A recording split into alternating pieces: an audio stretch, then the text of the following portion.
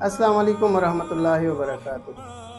زما هغه خويندې د چا چې د ماهوارې مسلې دي او د هغې ماهواري 7 میاشتې 8 میاشتې هم نه وي یا کال پس راځي یا اډو بالکل نه راځي 2-3 کاله پس راځي او هغې که هر قسم علاجونه کړي وي او بیا هم هغه میډیسن خوري، هغه میډیسن په ذریعه باندې د هغې پیریډز راځي او چې میډیسن پرېږدي او بیا هغه پیریډز نه راځي نو د هغې دپاره موږ سره ډېر بیسټ علاج موجود دی. دغه مسایل هومیوپیتھک کې د دې ډېر کامیاب او تسلي بخش علاج کیږي.